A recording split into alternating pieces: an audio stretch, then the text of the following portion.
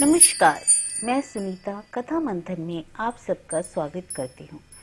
कथा मंथन में आज सुनिए मालती जोशी जी द्वारा रचित कहानी औरत एक रात है। यह शायद 5वीं या 6ठी बार हुआ है कि रीमा की शादी लगते लगते रह गई थी। हर बार की तरह इस बार भी बहुत आश्चर्य हुआ था। पता नहीं लड़की के भाग्य में क्या है, वरना हम लोग तो हमेशा यही सोचते थे इसे तो कोई भी हाथों हाथ ले जाएगा। सुंदर है, स्मार्ट है, फर्स्ट क्लास एमकॉम है, बैंक में नौकरी है। मतलब यह है कि आजकल के लड़के जो कुछ चाहते हैं वह सब कुछ तो है उसके पास। फिर पता नहीं बात कहाँ अटक जाती है। इस बार भैया का जो पत्र आया बिल्कुल रुआंसा था। सीमा, मैं तो तंग आ गया हूँ। तुम यकीन नहीं करोगी कि इस चक्कर में कितना रुपया, कितनी छुट्टियां बर्बाद कर चुका हूँ, फिर भी बात नहीं बनती। उधर अम्मा सोचती है कि मैं हाथ पर हाथ धरे बैठा हूँ। तुम ही बताओ मैं क्या करूँ।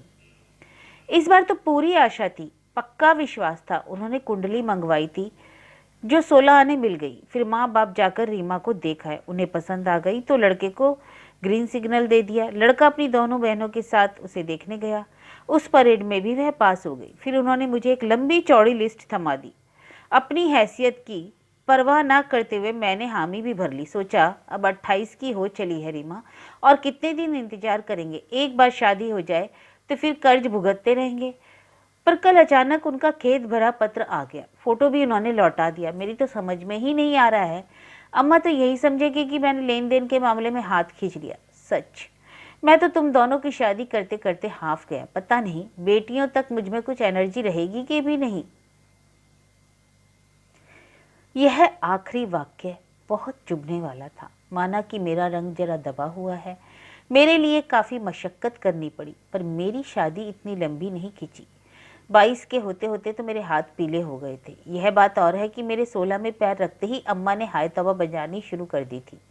उन 4 वर्षों में मैंने इतने नकार झेले थे कि मैं अजीज आ गई थी। इसलिए पहली बार जिसने हाँ कहा उसी को वरमाला पहना दी। मजबूरियां कभी कभी कैसी गलती करवा देती हैं। मेरी शादी तय होने तक तो भैया भी इतना केचुआ गए थे कि उनका वश चलता तो दोनों को ही निपटा देते। पर रीमा बहुत छोटी थी, उसमें और मुझ में 8 साल का अंतर था। हम दोनों के बीच 2 भाई थे जो 2-3 साल के होकर चल बसे थे। अम्मा उनके लिए हमेशा रोती थी, यमराज को कोसती थी कि हीरे जैसे बेटों को तो उठा लिया और इन करम जलियों को छाती पर मूंग दलने के लिए छोड़ गया।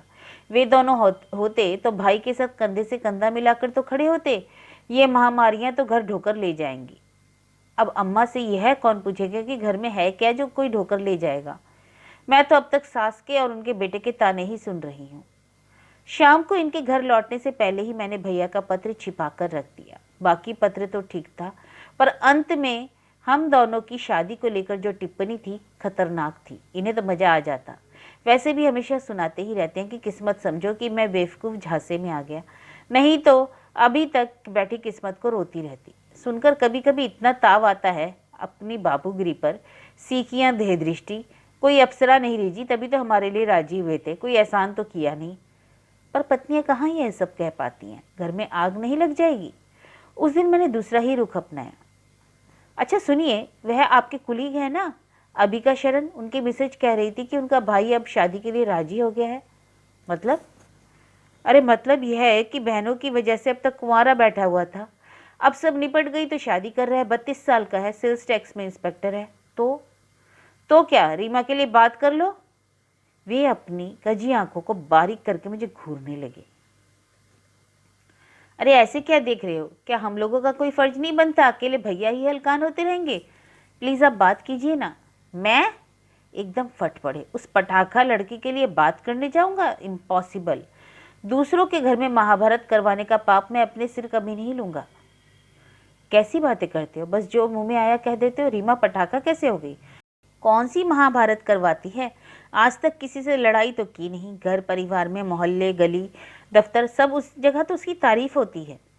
अगर इतनी अच्छी होती आपकी बहन तो अब तक एक अदद दूल्हा क्यों नहीं जुटा पाई? बेचारे भैया को क्यों परेशान किया जा रहा है? इतनी बड़ी लड़कियों को खुद घरवर ढूंढ लेना चाहिए। घर वालों को इस तरह बेजार करना गलत है। अरे उन्हें थोड़ा तो आराम करने दो। 4-5 साल बाद तो उन्हें फिर चीनू मीनू के लिए जूते चटकाने ही हैं। अलग ढंग से ही सही, ठीक यही बात भैया ने अपने पत्र में लिखी। क्या सचमुच बहनें भाई पर इस कदर भारी हो जाती हैं? मुझे तो रोना ही आ गया। इनसे कहा, देखिए आपको कुछ नहीं करना है तो मत कीजिए, पर उल्टा सीधा बोलिए तो मत। वे लड़कियां अलग होती हैं जो अपने आप शादी तय कर लेती हैं। मेरी बहन वैसी नहीं है। तुम्हारी बहन कैसी है खूब जानता हूँ, अब ज्यादा मुंह मत खुलवाओ। क्या मतलब? लेकिन मतलब समझाने के लिए वे घर में रुके नहीं, चप्पल पहनकर सीधे हवाखोरी को निकल गए। जब तक मेरे पीहर वालों पर फबतियां कसना यह उनका प्रिय शगल था। हर बार खून का घूंट पीकर रह जाती हूँ मैं। लड़ने की शक्ति होती तो मैं भी इनके घर वालों को 100 विशेषण दे सकती थी, पर वहीं तो मात खा जाती हूँ। बस उस घड़ी को कोसती रह जाती हूँ जब मैंने इस रिश्ते के लिए हाँ की थी।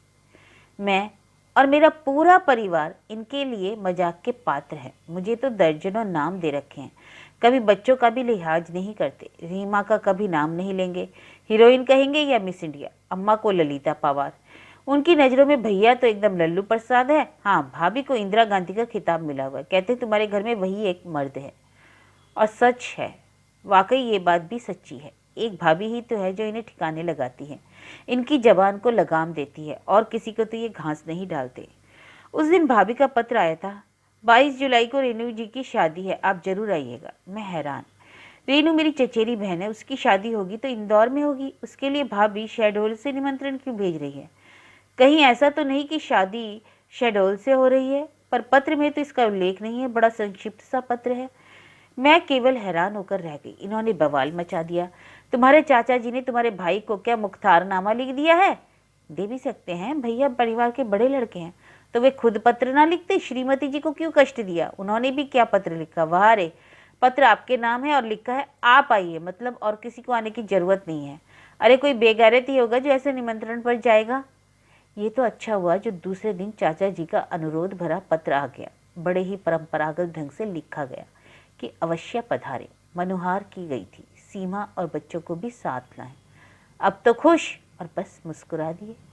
ज़्यादा खुशी का इजहार करते तो उनकी शान में कमी ना आ जाती। अब तो चलेंगे ना? नहीं भाई, छुट्टी कहाँ है, 3-4 CL बची हैं, अभी पूरा साल निकालना है। तुम अकेली ही हो, आओ। और हाँ, बच्चों को भी रहने दो, रीमा की शादी में देखेंगे। मैंने यूं ही बुरा सा मुंह बना लिया, पर मन में राहत की सांस ली। साथ होते हैं तो पीहर का आनंद ही नहीं आता, पूरे वक्त इनकी हाजिरी में रहना पड़ता है। जरा सी भी ईच नीच हुई नहीं कि तमाशा खड़ा कर देते हैं। शादी वाले घर में वैसे ही सब लोग इतने व्यस्त हैं, कोई कहाँ तक ख्याल रखेगा। कितनी बार समझाया कि शादी को 15 साल हो चले हैं, अब कब तक दामाद बने रहेंगे, पर उनका कहना है कि कल को चाहे मेरे दामाद आ जाएं, पर इस घर का दामाद तो मैं ही रहूंगा, उसी ठसक से रहूंगा। एक बात और थी, मैं इस बार एकदम मुक्त रहना चाहती थी ताकि इत्मीनान से भाभी से बात कर सकूं। उनके पत्र का रहस्य अब कुछ कुछ मेरी समझ में आ रहा था। वह जरूर मुझसे कुछ कहना चाहती थी, नहीं तो आज तक उन्होंने मुझे कभी पत्र नहीं लिखा। यह पहला पत्र था। सच कहा जाए तो उनके साथ कभी अपनापा महसूस ही नहीं किया। अच्छी तो वो बहुत थी, पहली भाभी के बच्चों को भी अच्छे से पाल रही थी, सब ठीक है, फिर भी उनसे एक दूरी बनी हुई थी। वह थोड़ी गंभीर, थोड़ी सिद्धांतवादी और बहुत ही अनुशासन प्रिय हैं, इसलिए उनसे सहज संवाद स्थापित नहीं हो पाता। उनकी तुलना में कविता भाभी तो एकदम गऊ थी। शादी में भैया भाभी बच्चे सभी आए थे। छोटे अक्षत को मैं मुंडन के बाद पहली बार देख रही थी, और चीनू मीनू तो इतनी बड़ी हो गई थी कि पहचानी नहीं जा रही थी। चीनू तो एकदम अपनी माँ की प्रतिमूर्ति लग रही थी। सच, 4-5 साल बाद तो भैया को इनके लिए भी हाथ पैर मारने होंगे। तब तक भी रीमा कुंवारी बैठी रही तो। अम्मा ने जैसे मेरे मन की बात पकड़ ली। वैसे भी रेनू की शादी में उनका उदास होना लाजमी ही था। वह रीमा से 4-5 साल छोटी थी। चीनी मुनी को देखकर अम्मा बोली, 2-4 साल बाद तो ये दोनों भी अपने अपने घर को चली जाएंगे, पर यह करमजली लगता है बैठी ही रहेगी। करमजली हूँ तभी तो सबको जला रही हूँ, रीमा ने तड़प कर कहा। 1000 बार कहा होगा कि अब यह नाटक बंद करो और मुझे भी सुख से जीने दो, भैया भाभी को भी चैन की सांस लेने दो, पर मेरी कोई सुने तब ना। बस अम्मा को तो बहाना चाहिए था। शुरू हो गया उनका एकालाप। मन इतना खराब हो गया कि बस लोग सफ़र से थके आ रहे हैं, इसका भी ख्याल नहीं है, बस अपना रोना लेकर बैठ जाएंगे। मैं चुपचाप छत पर चली आई और बरसात के धुले धुले आकाश को देखती रही। पियर आने का सारा उत्साह हवा हो गया। अच्छा ही हुआ जो ये साथ नहीं आए, उन्हें तो बस बात के लिए मसाला मिल जाता। पीछे आहट हुई तो चौंक कर देखा भाभी थी। अरे, मैं तो समझी रीमा है। वह बैंक चली गई। और मुझसे बोली नहीं छुट्टी? अरे मुझसे तो बोली थी कि छुट्टी लेगी। क्या पता, बोली शादी तो कल है, आज की छुट्टी क्यों जाया करूं। हाँ, सोचा होगा अम्मा की झकझक सुनने से अच्छा है बॉस की बातें सुनना। भाभी फीकी हंसी हंस दी। इसलिए तो मैं यहाँ आने से कतराती हूँ। आते ही रोना शुरू हो जाता है।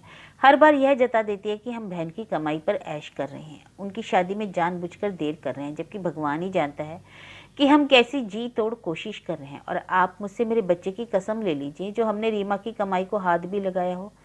आप भी भाभी अम्मा की बातों को इतनी गंभीरता से लेने लगेंगी तो हो चुका, हम तो बचपन से आदत पड़ गई है।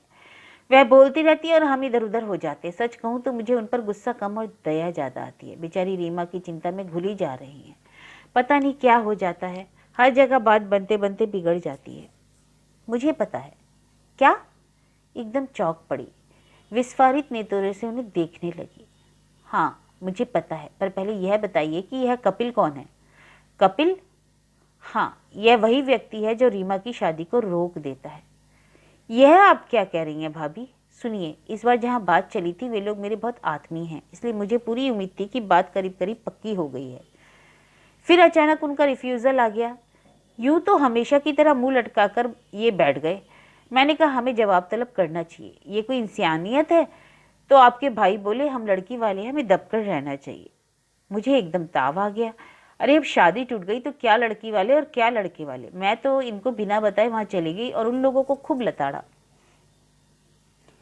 तो जानती हो क्या हुआ? उल्टे उन्होंने मुझे फटकार लगाई कि आप हमारे लड़के को फंसा रही हैं, लड़की का कहीं अफेयर चल रहा है और आप जबरदस्ती उसका रिश्ता हमारे यहाँ कर रही हैं। कम से कम आपसे तो यह उम्मीद ना थी।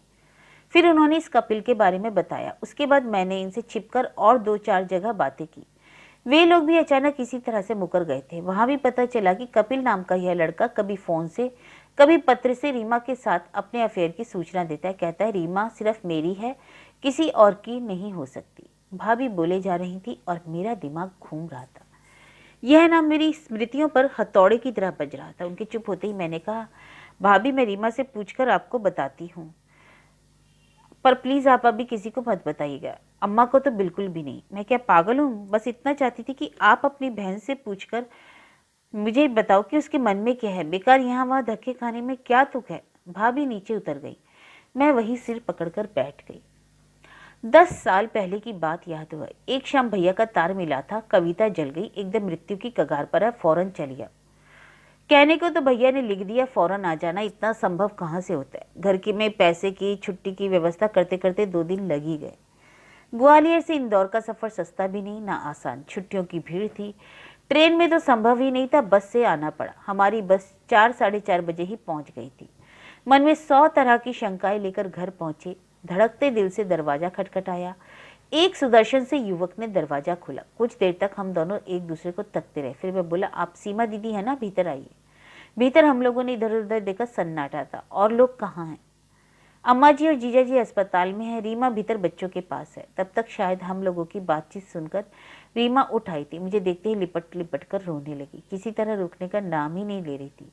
वह लड़का भी मुंह फेर कर आंसू पोंछता रहा। फिर भर्राए कंठ से बोला, रीमा अब चुप करो, मेहमानों को चाय वगैरह दो और थर्मस में भी डाल देना, अम्मा जी को देता आऊँगा। वह लड़का चाय लेकर चला गया तो रीमा बोली, चलो कपिल भैया का एक चक्कर बच गया। मतलब? रोज सुबह 5 बजे भैया को लेने जाते हैं, फिर 7 बजे अम्मा की चाय लेकर जाते हैं। तो इकट्ठा 7 बजे जाया करें ना। नहीं, भैया कहते जल्दी आया करो, वहाँ ढंग के बाथरूम नहीं है, भैया का वहाँ रहना जरूरी है। एक दिन कपिल भैया चले गए तो आधी रात को आना पड़ा। भाभी की तबीयत एकदम खराब हो गई थी। और अम्मा, वो कब आती हैं? वह तो 10 के बाद डॉक्टर का राउंड होने पर ही आ पाती है। फिर 2 घंटे के लिए मैं चली जाती हूँ। 12 बजे से चाची आ जाती है। शाम को अम्मा फिर पहुंच जाती है। अस्पताल की वजह से अम्मा ने रात का खाना ही छोड़ दिया है। रीमा दोबारा सोने चली गई तो ये मुझसे बोले, तुम्हारी माँ एकदम जाहिल है। अरे और भाई तुम्हारा एकदम बौड़म। क्यों, क्या हुआ? जवान जहान लड़की को उस छोकरे के साथ अकेला छोड़ देते हैं, कल को कुछ ऊंच नीच हो गई तो? अच्छा अब चुप कीजिए ना, यह कोई वक्त है ऐसी बात सोचने का? तब तक भैया लौट आए थे। मुंह हाथ धोकर सीधे बिस्तर पर पड़ गए। बोले, सीमा माफ करना, रात भर का जागा हूँ। रात भर बेंच पर बैठा रहता हूँ। लोग बाग बरामदे में चादर डालकर सो जाते हैं, पर इतनी गंदगी है, इतने मच्छर हैं कि क्या बताएं। अम्मा बेचारी का पता नहीं भीतर क्या हाल होता होगा। अदल बदल कर भेजा करो ना, एक आध दिन रीमा चली जाएगी। ना बाबा ना, वो जगह क्या लड़कियों को भेजने लायक है? हाँ तुम चाहो तो आज रात रह जाना, अम्मा को आराम मिल जाएगा। मुझे इतना ताव आया, रीमा लड़की है तो मैं क्या बुढ़ा गई हूँ? लेकिन रीमा ने अम्मा की जगह नहीं, अपनी जगह मेरी ड्यूटी लगा दी। बोली कल मेरा पेपर है दीदी, सोचा था 8 दिन का गैप है, यह सब्जेक्ट बाद में पढ़ लूंगी, पर इन 8 दिनों में किताब खोलकर भी नहीं देखी, आज थोड़ा सा देख लूंगी। सोनू को उसी के जिम में छोड़कर मैं गई थी। बाप रे, आज भी उस वार्ड को याद आती है तो उबकाई आती है। भैया ने कहा था खाना खाकर जाना, नहीं तो लौटकर खा नहीं पाओगी, पर मुझे लग रहा था कि मेरा सब खाया पिया बाहर आ जाएगा। और भाभी, उन्हें देखकर तो रोंगटे खड़े हो गए। कैसे जीवित थी यही आश्चर्य था। वहाँ एक बुजुर्गवार महिला कह भी रही थी बेचारी के प्राण बच्चों में अटके हैं, नहीं तो कब इतनी यातना के बाद क्या कोई जीवित रह पाता है। दूसरे दिन रीमा का पेपर था, 3 से 6 तक का। कपिल 2 बजे मुझे अस्पताल से घर छोड़ गया, फिर रीमा को लेकर कॉलेज गया। शाम को मुझसे बोला दीदी इन लड़कियों को जरा तैयार कर दीजिए, घुमा लाऊंगा। घूमने के नाम से दोनों हुलस उठी, अपनी नई नकोर फ्रॉकें उठा लें। कुछ दूसरा ले आओ बेटे, अब इस समय चमकीले कपड़े पहनना अच्छा लगेगा। पहना दीजिए ना दीदी, मृत्यु की विभीषिका से तो उन्हें कल 2-4 होना ही है, उनका आज क्यों खराब करें, बेचारी वैसे ही परेशान है। उनकी मम्मी एकाएक कहाँ गायब हो गई, और कोई बीमारी होती तो मैं अस्पताल जाकर मिलवा लाता, पर सोचता हूँ उनके मन में जो माँ की तस्वीर है वही कायम रहे तो अच्छा है। उन लोगों को लौटने में कोई 6:30 बज गए। अम्मा तैयार होकर इंतजार कर रही थी। बड़ी देर कर दी बेटा, उन्होंने छूटते ही कहा।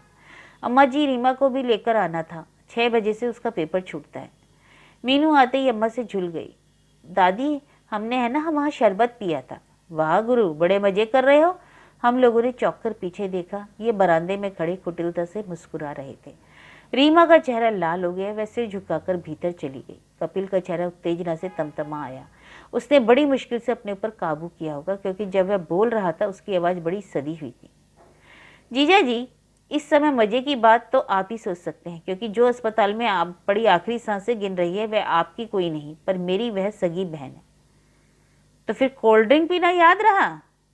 जी हाँ, वह इसलिए कि जो लड़की घर भर के कपड़े बर्तन और खाना निपटाकर परीक्षा देने गई थी, उसे जाते हुए 1 कप चाय भी नसीब नहीं हुई थी। प्यास से उसका गला चटक रहा था, इसलिए यह गुनाह मुझे करना पड़ा। माफी चाहता हूँ।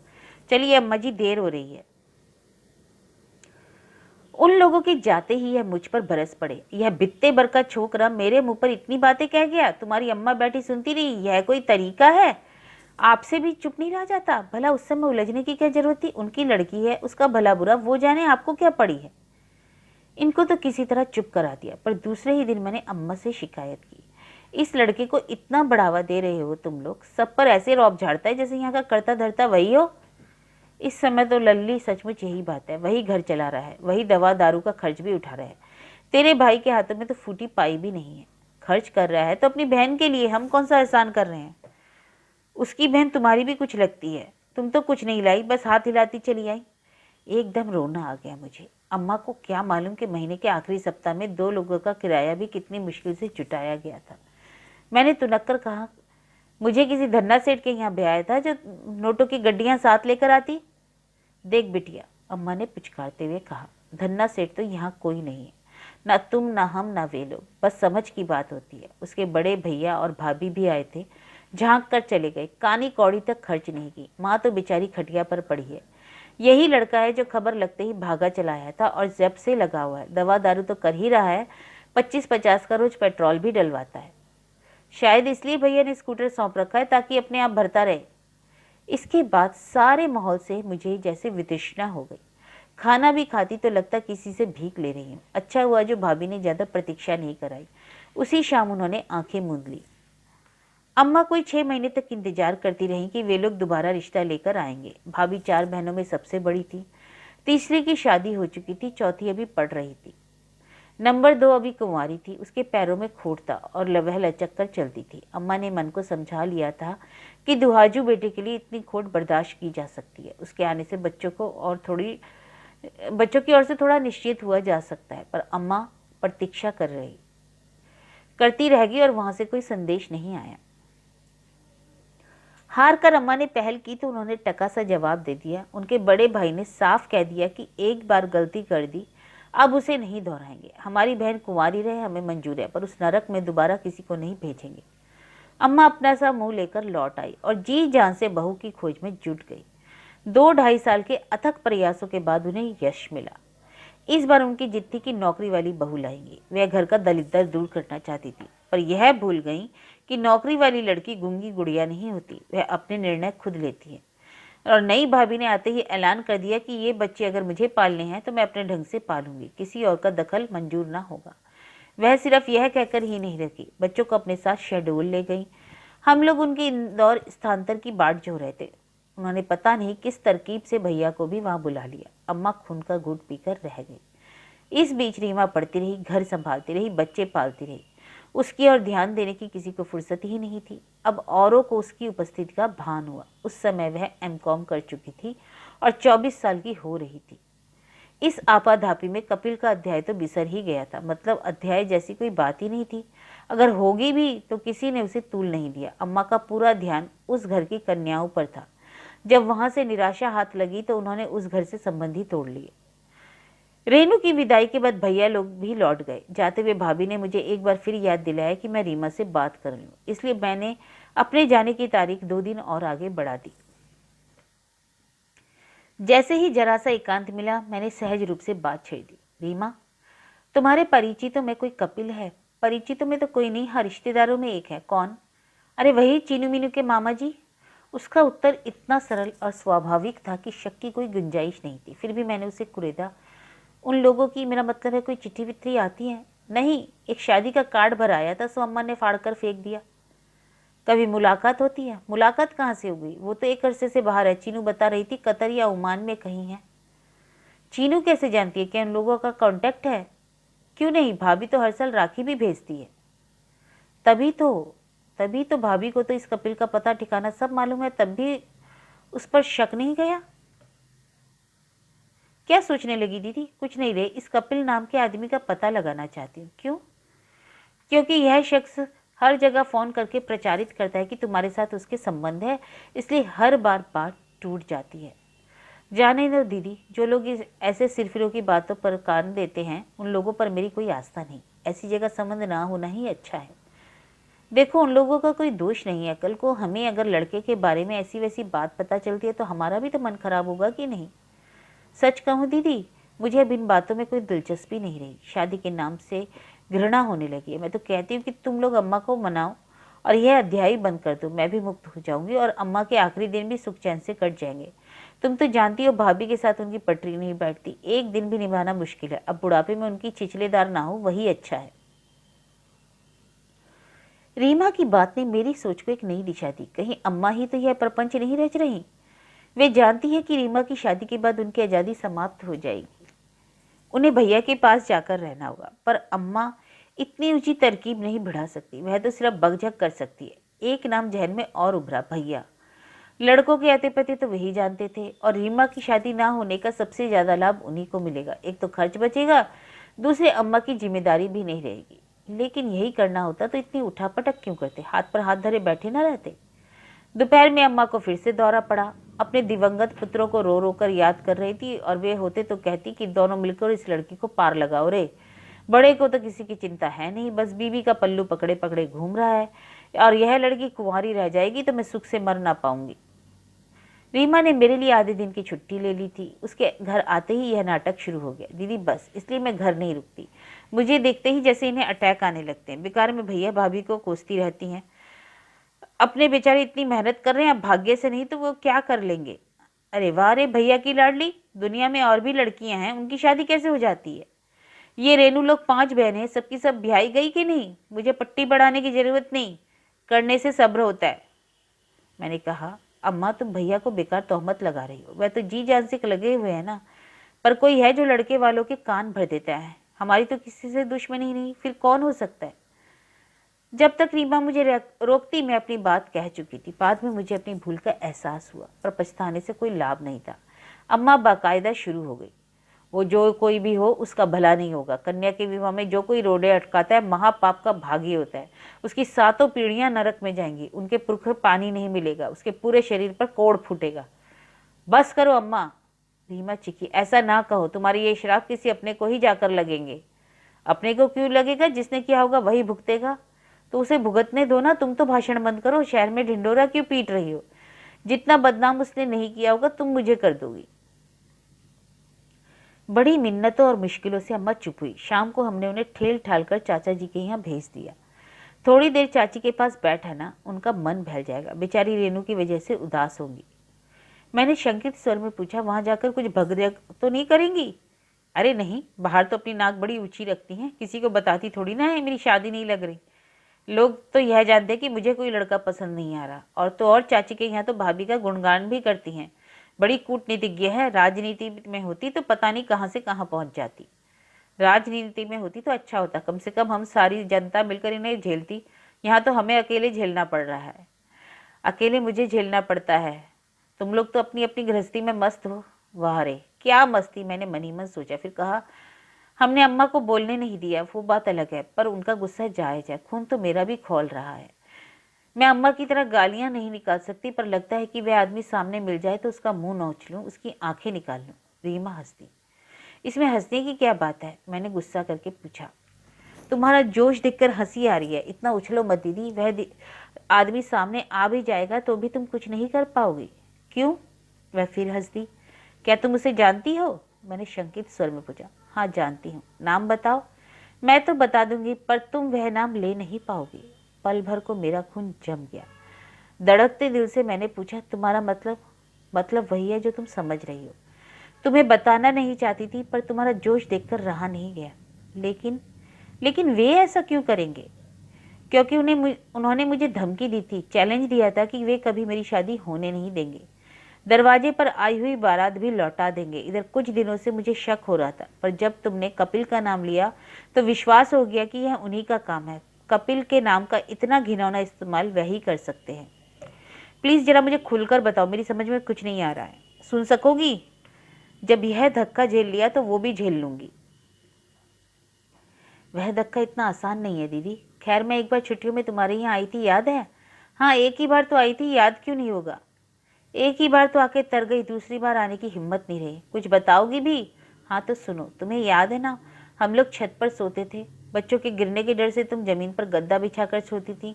अगल बगल मेरी और जीजा जी की खटिया लगती थी, एक इस पार एक उस पार। फिर उस दिन शायद सोनू को बुखार था, पता नहीं कब आधी रात को तुम उसे लेकर नीचे चली गई। मैं गहरी नींद में थी, तभी लगा मेरे बिस्तर पर कोई है। पहले तो सोचा मोनू होगा, पर उसका शरीर इतना भारी नहीं हो सकता। करवट बदल कर देखा तो मेरी घिंगी बंध गई। लगा जैसे एक दैत्य मेरी छाती पर चढ़ा आ रहा है। मैंने चीखना चाहा, पर गले से आवाज नहीं निकली। फिर भी मैंने पूरी शक्ति लगाकर उन्हें इतनी जोर से धक्का दिया, वह फुटबॉल की तरह उछलकर नीचे जा गिरे। पता नहीं मुझ में इस समय कहाँ से ताकत आ गई थी। अगर उस दिन नीचे तुम्हारा गद्दा ना बिछा होता तो उनकी 2-4 पसलियां जरूर टूट जाती। मैं दोनों हाथों से कलेजा थामकर उसकी कहानी सुन रही थी। वह रात मेरी आंखों के सामने साकार हो उठी और मेरे रोंगटे खड़े हो गए। क्षण भर को वह भी हैरान रह गए। दूसरे ही क्षण वह फुफकार उठे। उनकी आंखों में आग बरस रही थी। दांत पीसते हुए बोले, कपिल के साथ तो खूब मजे किए होंगे, अब हमें नखरे दिखाई जा रही हो? तब तक मैं संभल गई थी और खटिया से उतरकर खड़ी हो गई। पर मुझे भागने की राह नहीं मिल रही थी, क्योंकि वह रास्ते में खड़े हुए थे। उनकी मुद्रा एकदम आक्रामक हो गई थी। डर के मारे मेरा खून सूख गया। फिर भी मैंने हिम्मत बटोरकर कहा, जीजा जी आप अगर एक कदम भी आगे बढ़े तो मैं छत से कूद जाऊंगी। मेरी धमकी काम कर गई। पल भर को वह सोच में पड़ गए। मैंने उनकी असावधानी का फायदा उठाया और सीढ़ियां फलांगती हुई नीचे पहुंच गई। सुबह जब वह नीचे उतरे तब भी अपमान का दंश भूले नहीं थे। मुझसे बोले, बड़ी सती सावित्री बनती हो, देखना मैं तुम्हें बदनाम कर दूंगा, तुम्हारी शादी नहीं होने दूंगा। और अपना वह कौल वह आज तक निभा रहे हैं। वहारे कौल। मेरा तो सिर शर्म से झुक गया। लगा कि अब इस लड़की के सामने कभी आंख ही नहीं उठा पाऊंगी। पति नामक उस प्राणी के प्रति मन में श्रद्धा कभी नहीं उपजी थी। अब उस अश्रद्धा में तिरस्कार भी घुल गया था। मैं तो हैरान थी कि इतनी बड़ी बात रीमा इतने दिन से मन में कैसे छिपाई रही। मैं होती तो छाती ही फट जाती। मैंने यही बात उससे कही तो बोली, किससे कहती बताओ तो? अम्मा से कहती तो अपना फजीहत करवाना था। भैया तो खुद अपनी परेशानियों में उलझे हुए हैं, तुमसे कहने का तो सवाल ही नहीं था। मैं तो आज भी ना कहती, पर जब देखा यह आदमी खुद ओट में रहकर एक शरीफ आदमी के नाम पर कीचड़ उछाल रहा है तो मुझे ताव आ गया। लेकिन मुझे ऐसा नहीं करना चाहिए था ना दीदी। व्यर्थ ही तुम्हारे जीवन में जहर घोल दिया। तुम क्या सोचती हो मेरे यहाँ क्या अमृत बरसता है? मैं रोज जहर के घूंट पीती हूँ, एक बूंद और सही। पर मेरी समझ में यह नहीं आता कि उन्हें कपिल से इतनी जिद क्यों है, बार बार उसका नाम क्यों लेते हैं। शायद इसलिए कि कपिल से मैं हंस बोल लेती थी, जबकि उनसे हमेशा मैं कतरा कर चलती थी। पर सच कहूँ दीदी, कपिल से कभी डर नहीं लगा। उसने कभी मेरे विश्वास की हत्या नहीं की।